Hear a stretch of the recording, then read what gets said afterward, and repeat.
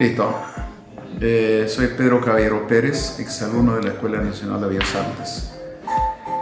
Estoy aquí con la ecuación antológica de 45 años de actividad profesional.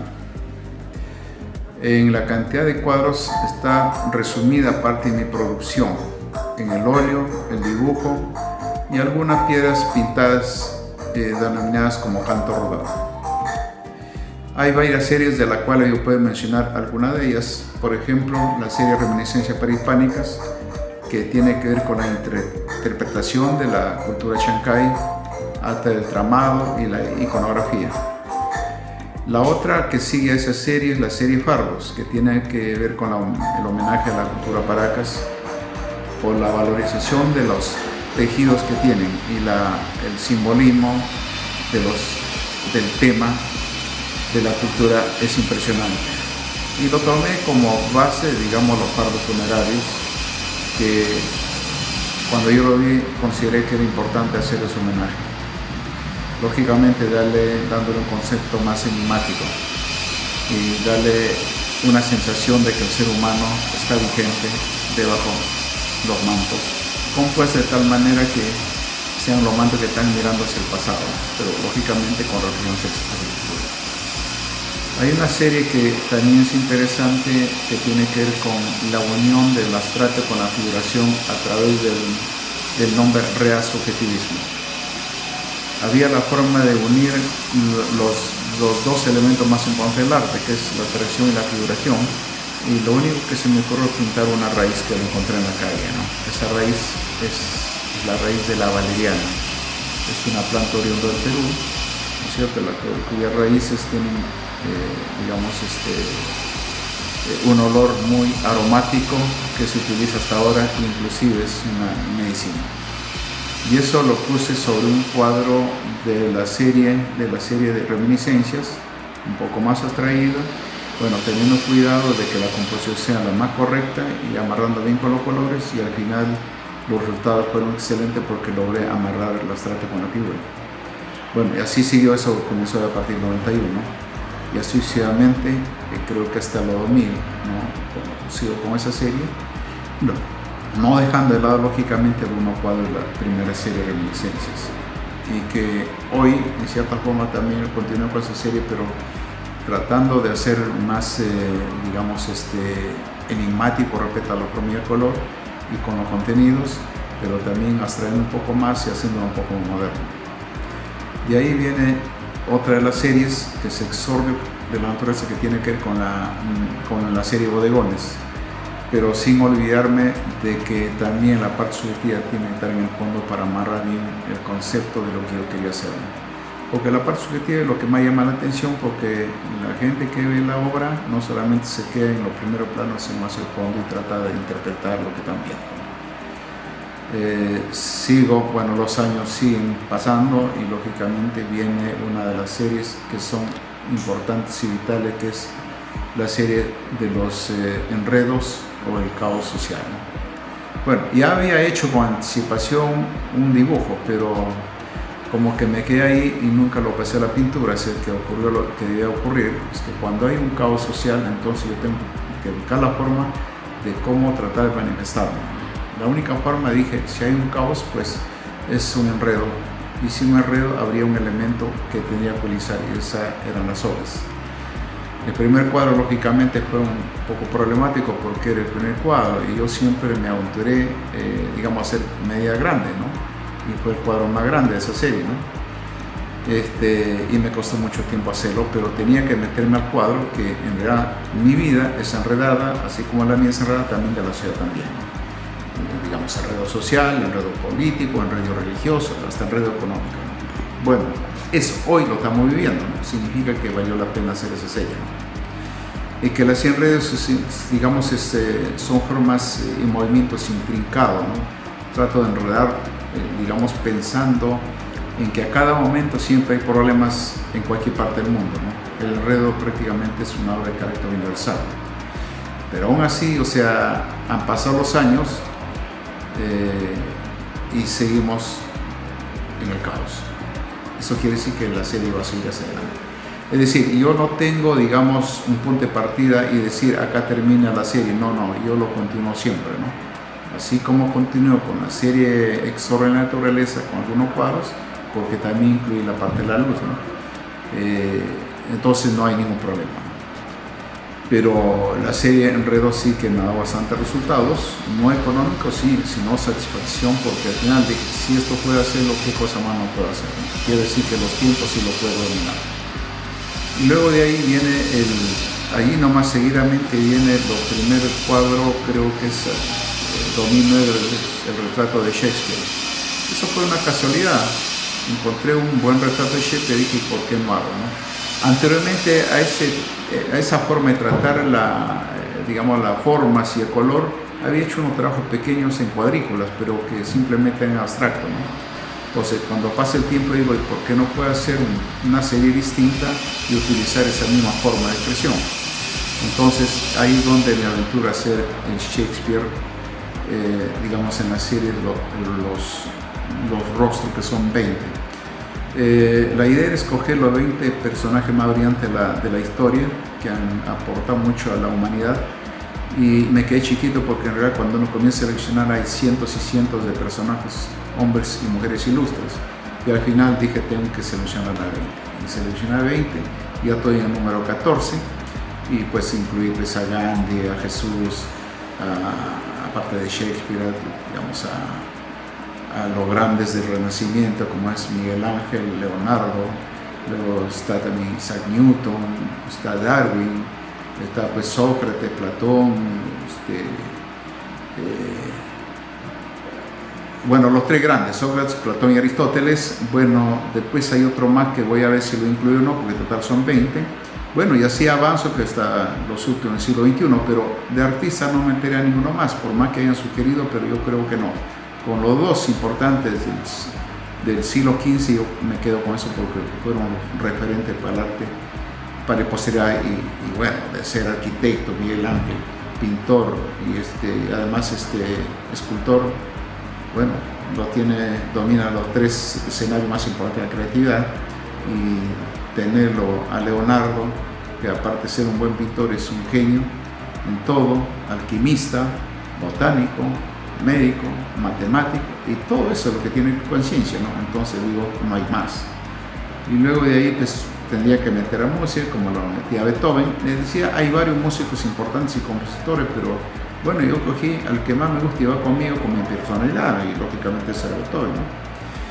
Y así por el tiro total son 20, inclusive incluía a Marc también, aunque uno dice, ¿por qué Marc? Bueno, pues bueno, la política se desarrolla justamente en torno a él, o sea, habría que, para bien o para mal, tendría que estar ahí, ¿no? O sea, no dejando de lado a Confucio, a Buda, y lógicamente a Marie Curie. Veré una o dos damas más, tendré que seleccionar, total son 20.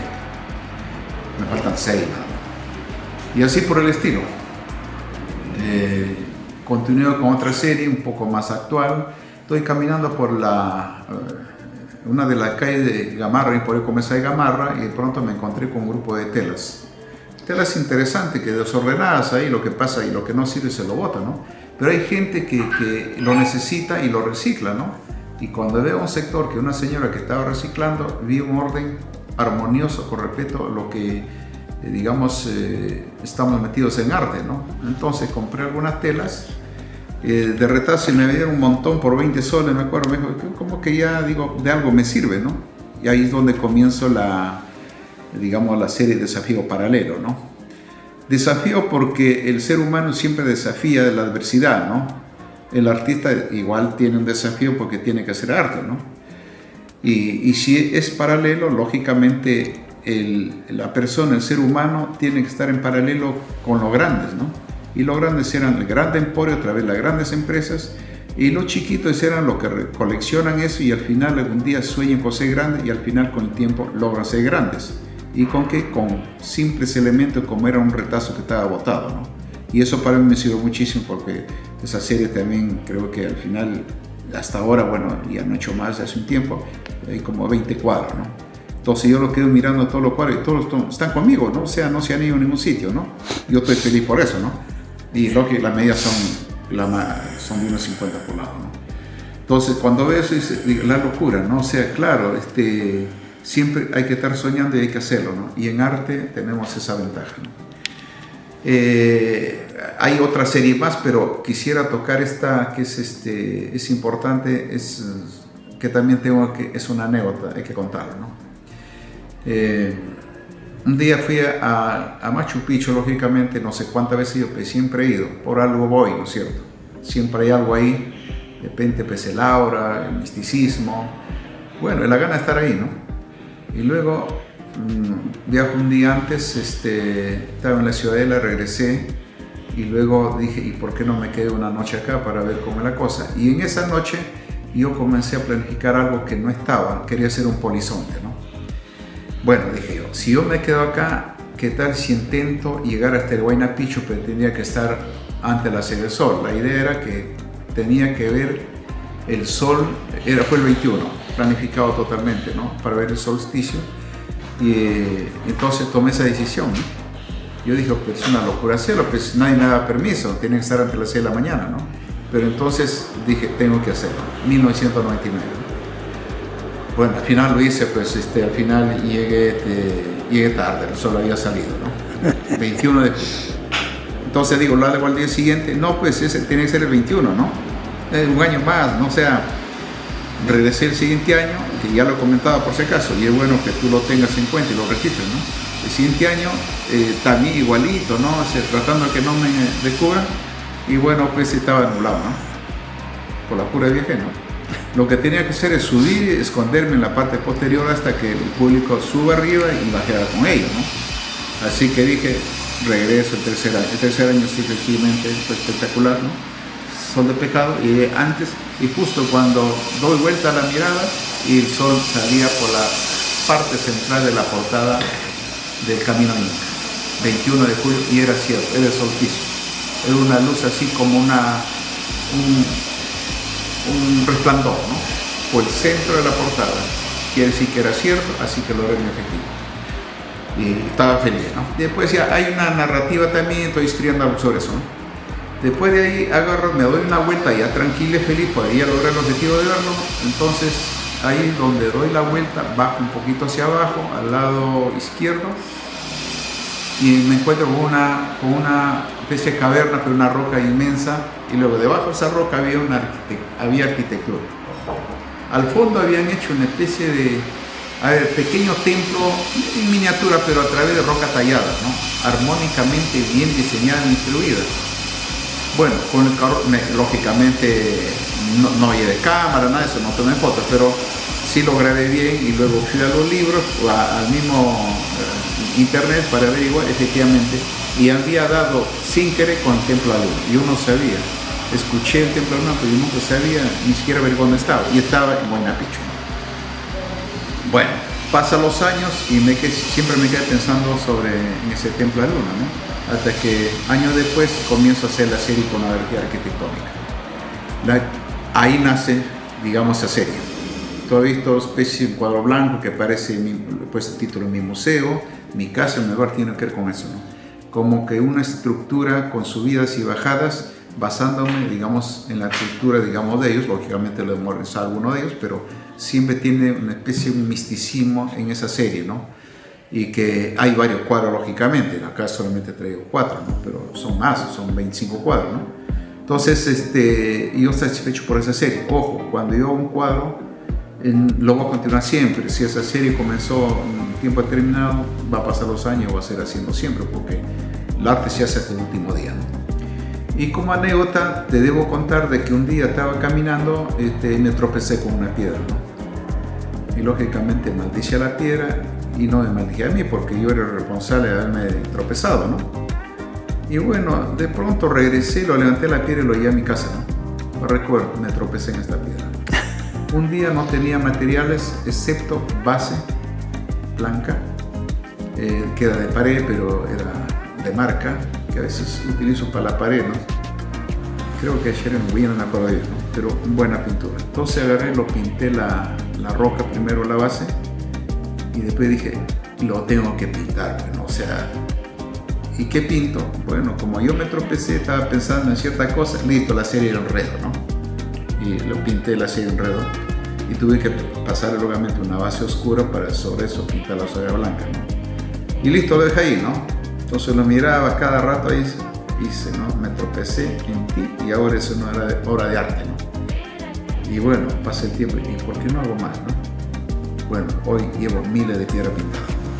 Algunas piedras están acá corriendo, ¿sí? Listo. Gracias por la entrevista y invito a todos que vengan a visitar al Centro Cultural de Bellas Artes. Verán parte de mi producción y si yo me encuentro ahí, con gusto los voy a atender. Muchas gracias.